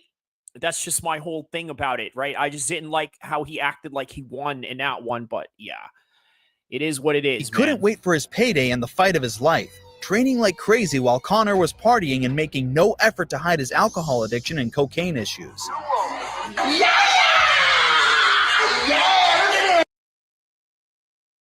Yeah! Look at that! Look at that right there! Look at them guns on me, yeah! Look at them guns on me, lad! Yeah! Conor McGregor! Look at my man, Conor McGregor! Look at the biceps on me, lad! Yeah! And then meanwhile, here's Michael Chandler thinking he's going to get a fight with this dude. Thinking he's going to get his payday. He's literally just trying to, he's trying to get a corpse in that ring, bro, just to try to get that payday. Yes, you little weasel of a thing. So Conor was... You little muppet. He said, you little muppet. You little muppet of a thing. Oh, man, Conor. Yo, he's crazy, bro. Was at the NBA Finals in Miami on June 10th. And already on the 11th, the police received a report for another, you won't believe it. Man, so again, this is what I'm talking about right here, where a lot of this future situation is going to come about, right? Look at this. This could happen again in the future where he gets another charge on him, but who knows? We'll see. Sexual assault. The unnamed woman claims that Conor invited her to the VIP bathroom, where he tried to abuse her. But as she says, she managed to resist and escape. However, no stable evidence was presented, and charges had to be dropped. So look, again, you know what's happening here, right? Conor's got good public relations teams behind the scenes to sort of sweep this under the rug. Look, this is what you do if you are a high-level celebrity in the status of Conor McGregor. You know, you got to be able to have the resources to protect yourself, especially if you have an erratic behavior the way that he does. So it is what it is, and he's getting away with it, but for how long is the question. Now, look, this is what's really important about understanding this case, right? I truly believe that this woman, Nikita, later, and I think that she's not to be trusted with her word. However, it doesn't dismiss what other situations Conor has gotten into. I think what this does right here is sort of just open holes into the possible reality of what he may face later down the road. Right? You may dodge it this time, but you don't know if you're going to dodge it again. And that's... Let's get something straight about these accusations. Conor may be an addict, an egomaniac, a person with anger issues, a bully. We didn't know that. And more. Everybody knows how many innocent people have been put behind bars because of false allegations of sexual abuse. And that is a good point right there, right? A lot of people have been put behind bars for allegations that they had nothing to do with. Again, Conor he's done things in the past, but the question is, did he do it to Nikita hand? That is the main question we're trying to figure out. Everyone is innocent until proven guilty. With that being said, Notorious is back in court again on November 5th, 2024, due to sexual indictments from December 2018 that we already mentioned. The alleged victim, Nikita Hand, is adamant about her lawsuits, and McGregor claims that their relationship was consensual and that everything told was... And again, I believe him in this one. This is what makes the case However, complicated today, right here. This is a hot topic in all the news. The case is under investigation, and it is uncertain how things will unfold. Until that happens, we're just here to speculate and try to bring accurate information. Because, unlike the alleged victims, we don't want to accuse innocent people, even if it's Conor McGregor. But the question still remains, how did we get from this? If you can see it here and you have the courage enough to speak it, it will happen. So I see these shots. I see. Very contrived that we knew right now, right? Like we're looking at this right now and wondering ourselves, who is this guy right here that we see today? These sequences, and I don't shy away from them. A lot of times people believe in certain things, but they keep to themselves. They don't put it out there. You truly believe in it. If you become vocal with it, you are creating that law of attraction and it will become reality. I knew he would overextend and I knew I'd catch him, so. To this. How do you think you would beat Ilya? Oh, look at this. Listen, you ever met a homie that just has no self reflection or no self-awareness? Like just makes a fool out of themselves? I know we've all probably had moments like that in our lives, but some more than others. This is one of those examples right here. I mean, this right here, this is bad right here. This was so bad. Arturo, top Toro. I grab him with a scruff of the chest and slap that little nose off him, yeah? Little ding-dong of a thing he is, yeah? I'm fucking Spanish. I'm in Marbella, bro, yeah? I'm in Marbella at the bare knuckle stall and let's see what's what. We're bouncing the yoke, have a bare knuckle. There was a time when everything that... I mean, it's just... Oh, man. It's sad. It's sad. But what Conor promised would come true. There was a time when listening to his interviews was therapeutic. He was the epitome of the law of attraction and didn't always have to create chaos to draw attention to himself. Whatever he touched would turn to gold. From 2013 to 2017, there was none like this guy. He inspired so many and became the face of the fight game. Come to think of it, yeah, 2013 all the way to 2017 was a 4-year stretch that I think Conor McGregor really had a hard time maintaining, in all honesty, right?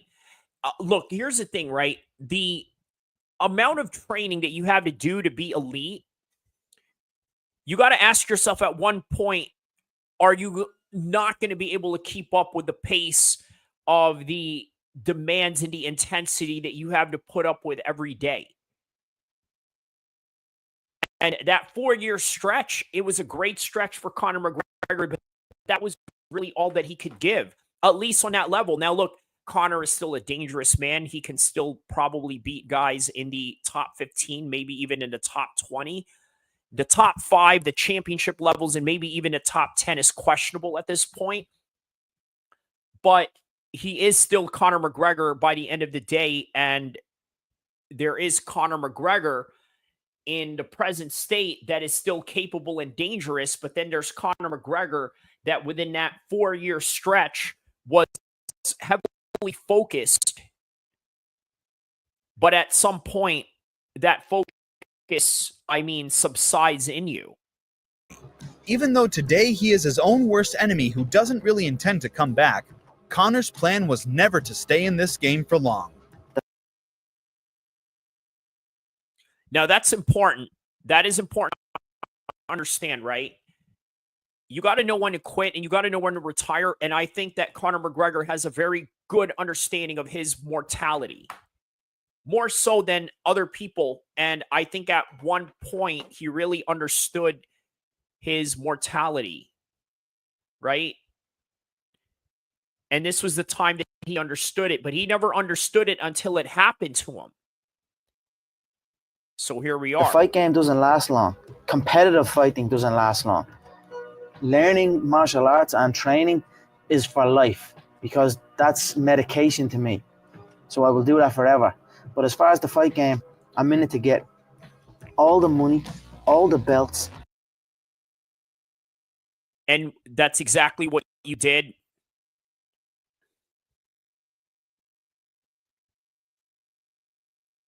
right? What is left after that? This is what's left after that is Artem Lobov and the next lawsuit that he's going to face coming up. So, yeah. Before I continue on with that, I want to get to the bonus content that I had going on, right? I've been watching these guys, the Anti-Hero podcast, right? They were talking about Tim Kennedy and some of the books. So I sort of wanted to share and react to this as well, right here. Let me put this on a timestamp.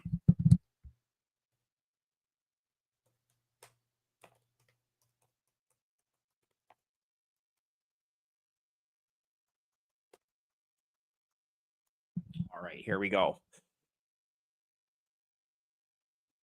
I'll be the first one to say I'm not going to go record it and be like, but that's different than just saying it doesn't matter. Right. It absolutely matters. It matters even more because that guy has no, generally speaking, has no influence and outreach that I know of. And so I'm just going to assume, just let that guy live his life. The same reason I'm not going to go up to a transgender and be like, you're stealing the valor of men. You're. So right now they're talking about stolen valor and military people making up stories, which, by the way, is going to transition into Tim Kennedy in a second. Do it. So here it is. But when you have the outreach of millions, like the risks are wildly different. You're influencing people. Want to start a podcast but not sure how? Riverside has got you covered. First, go to Riverside. What do we got next? All right, so we can start hitting these super chats, guys. We Drew put a comment in there saying that $20 and above are guaranteed to be read. But the reminders. Yeah, and it's not that we don't want to go read them. It's that it refreshes and we lose them if we don't get to them in time. So, Drew, if you want to go through and just hit some super chats. Actually, there's one video I want to play. Yeah, man. Go to Go to the conversation with me. Suck a free Sunday. Where are you?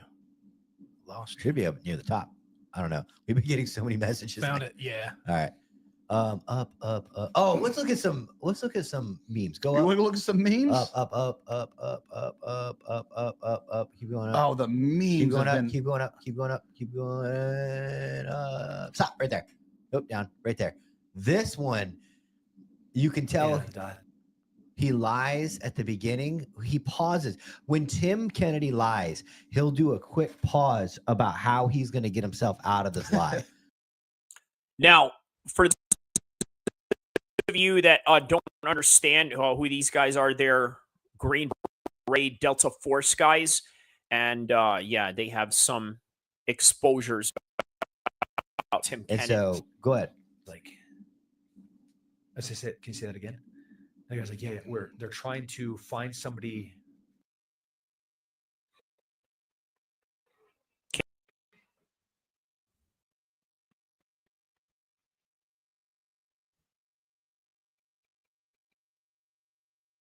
Locally to kill you and your family. I was like, that's fucking sick. That's such great news, dude. I've been traveling all over the world. What you're telling me is that these idiots are going to come to my house in Texas. So I call my friend that works for Fox News. He's like, hey man, can you put me on live? And they're like, yeah. I'm like, all right, check it out.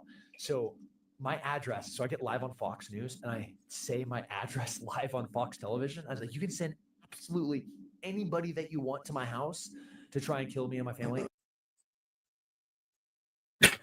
Yeah, look, I don't agree with that. I'm going to be honest with you. If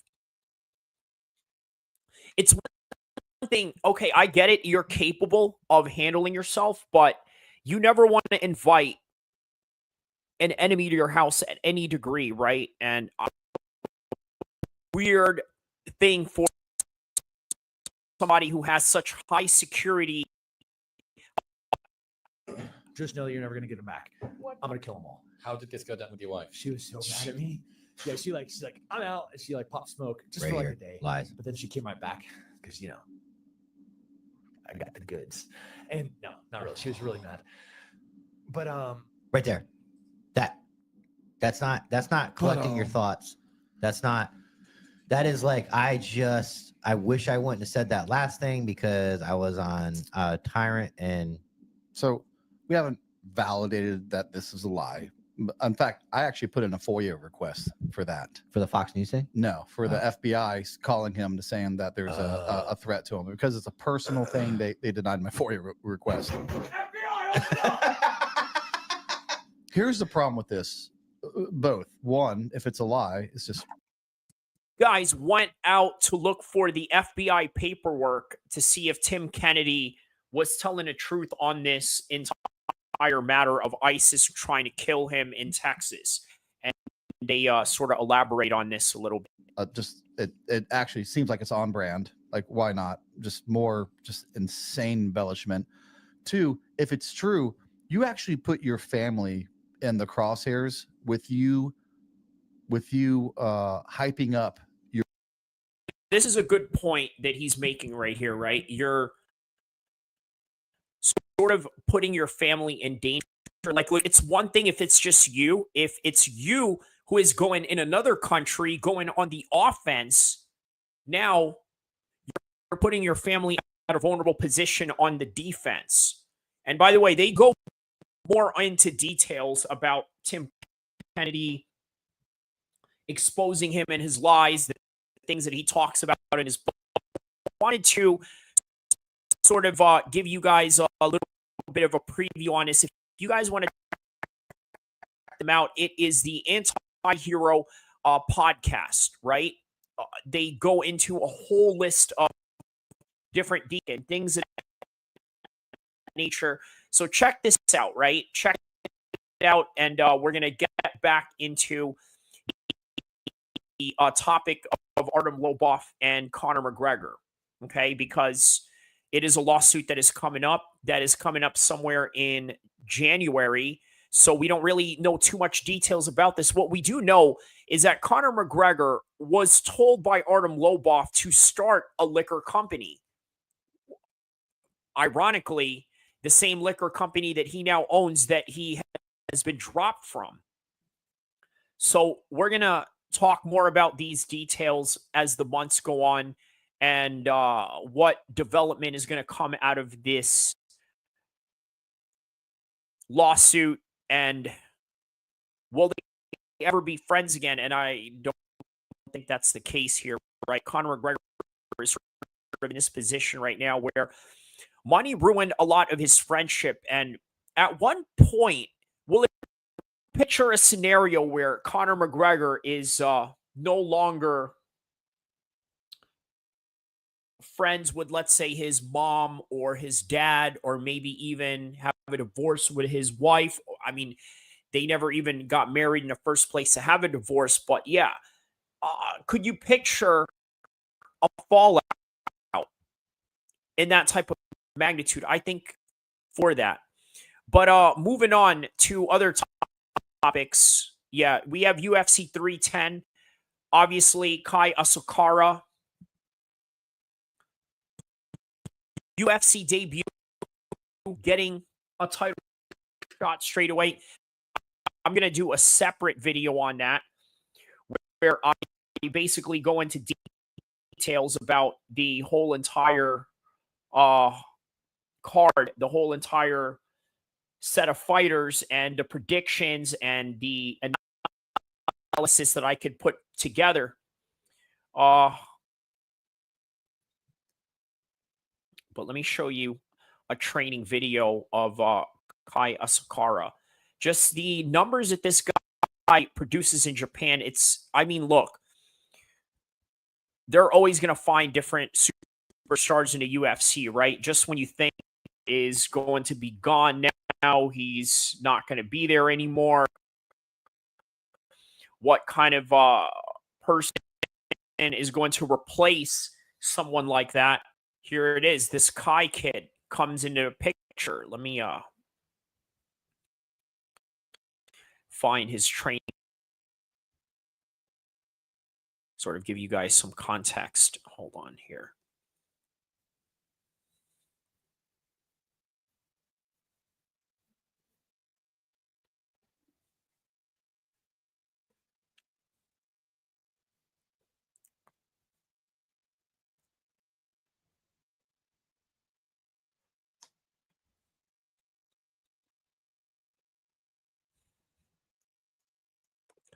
Asukara. Where is Kai Asukara training? Just looking for some training videos of this guy. I'm not going to play any of his fights.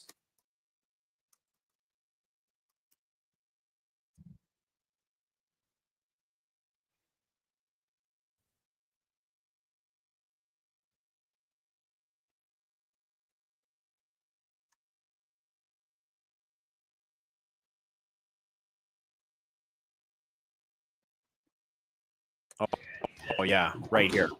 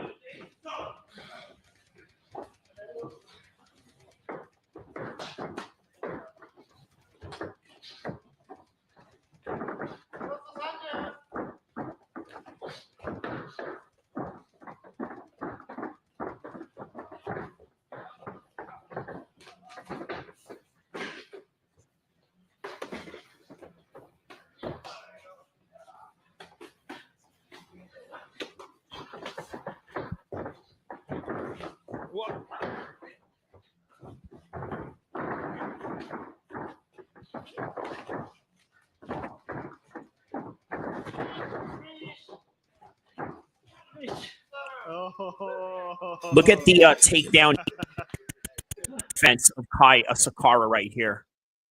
It's going to be a problem for. He's definitely going to be a Toja, but only time will tell. Yeah, Ian Gary and Shavkat Rakhmonov. Look, I'm going to give you an official prediction for that one right now. I'm obviously going to do a full card prediction for this one, but I'll give you my prediction for Ian Gary and Shavkat right now.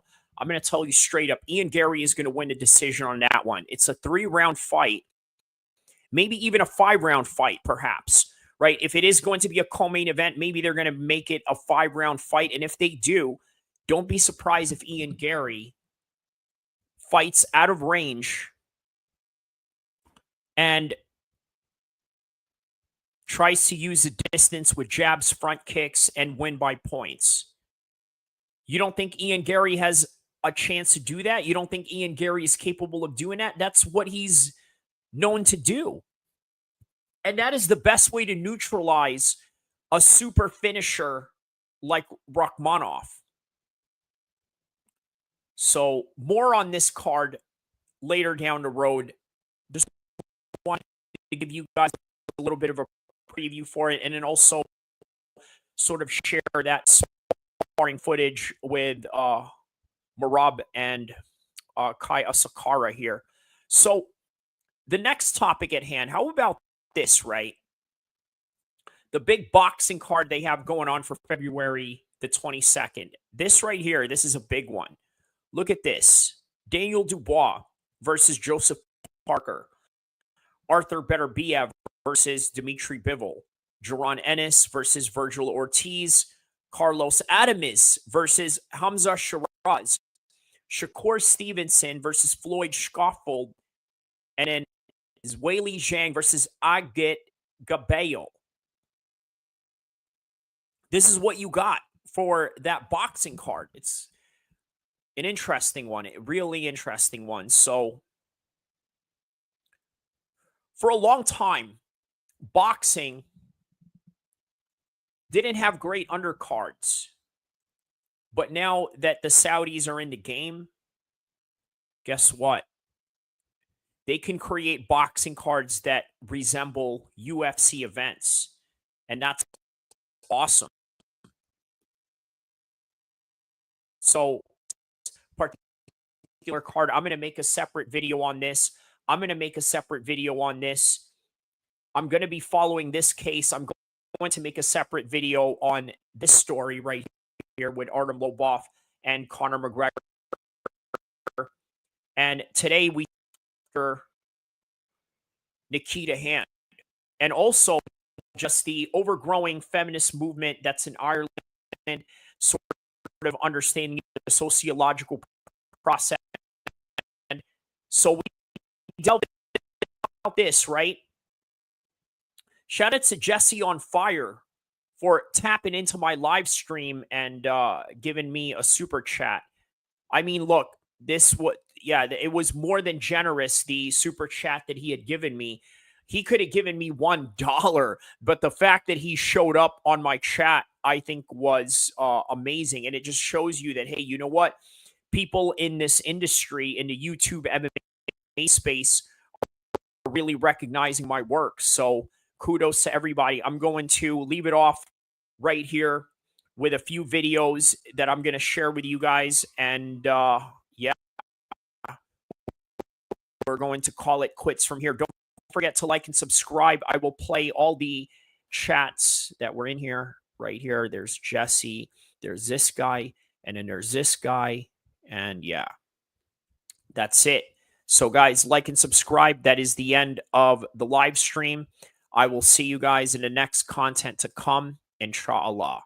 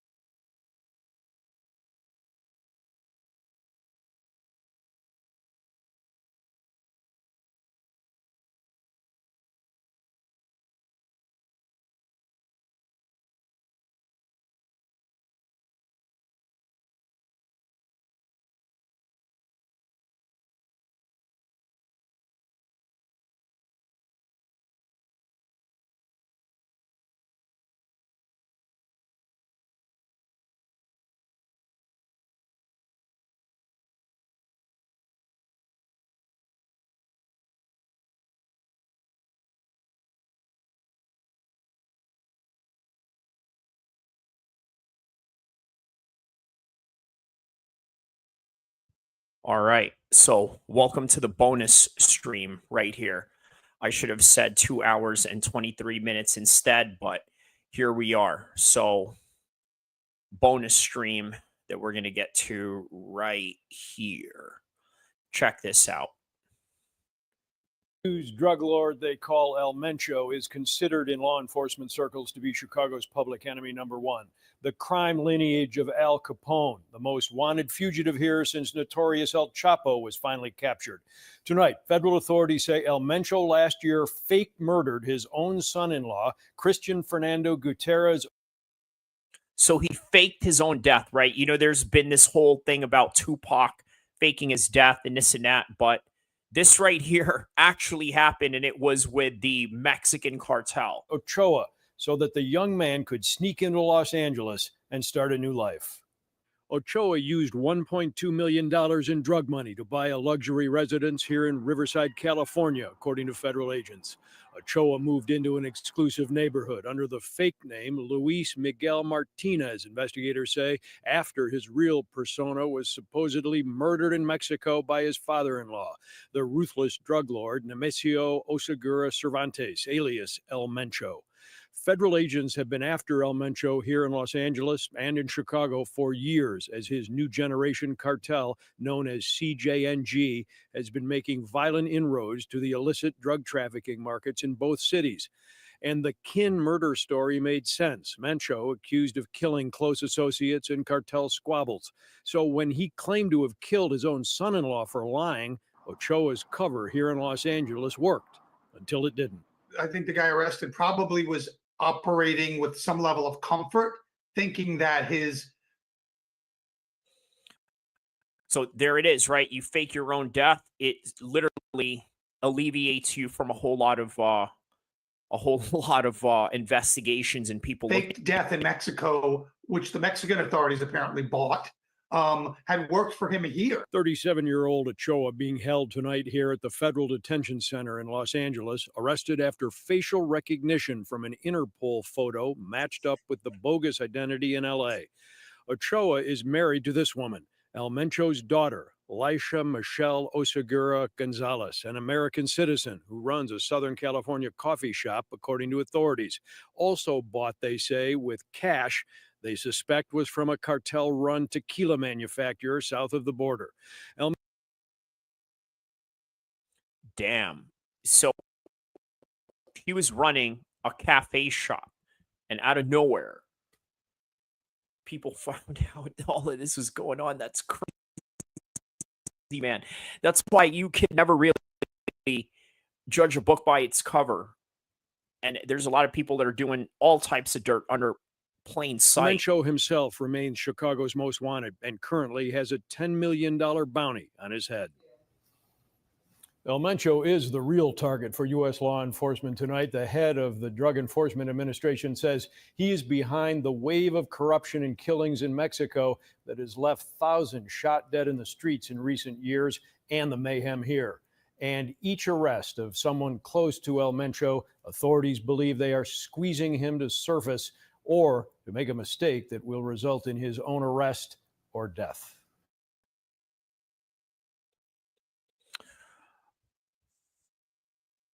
All right. So that is all that I have for you guys. Obviously, that was a little bit of a bonus content I wanted to throw in there. Hope you guys liked the entire stream. Don't forget to like and subscribe, and I will see you guys in the next content, inshallah.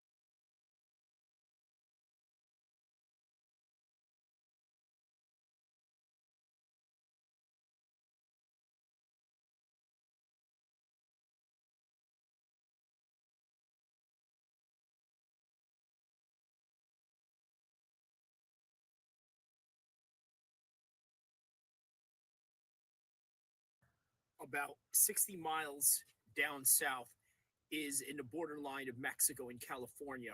100 miles to the north It is Hollywood, Los Angeles, California. Where am I? I am located in San Diego, in Legoland, out of all places. And I want to tell you why Conor McGregor and the Michael Chandler fight is not going to happen. Well, for one, Conor McGregor seems to have a lot of legal issues going on right now. And although a lot of these accusations seem flimsy and the intentions behind it seem to be monetary driven rather than justice or trying to seek some sort of compensation for some kind of trauma that this person is accusing Conor McGregor of, it's still a burden nonetheless. A burden that he has faced all throughout this years with accusations after accusations. Some may have plausible reasons, and then some just absolutely ridiculous in its in the way that they're trying to convey the story, right? But nonetheless, even if he was to be clear and to compete against Michael Chandler, the one thing you got to ask yourself is if this guy is competition ready. Because in the past few months, while he was filming The Ultimate Fighter, the guy was getting drunk almost every day. Doesn't seem to be a conducive lifestyle to getting ready for a top 5 lightweight such as Michael Chandler. Now, when he fought Khabib, this was really no different in that aspect. So how is it going to be any different now? It doesn't really seem like it will be.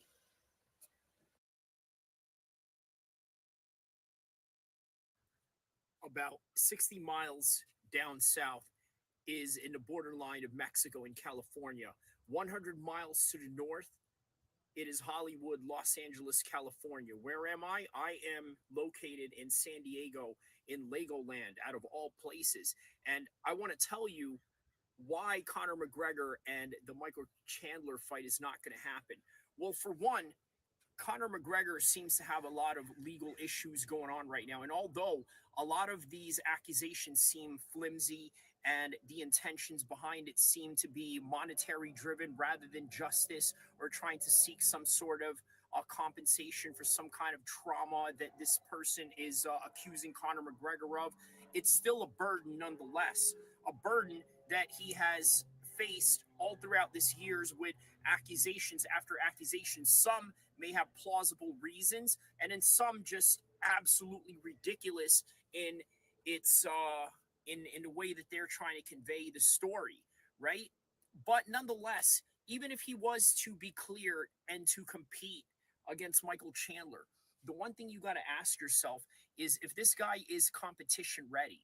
Because in the past few months, while he was filming The Ultimate Fighter, the guy was getting drunk almost every day. Doesn't seem to be a conducive lifestyle to getting ready for a top 5 lightweight such as Michael Chandler. Now, when he fought Khabib, this was really no different in that aspect. So how is it going to be any different now? It doesn't really seem like it will be.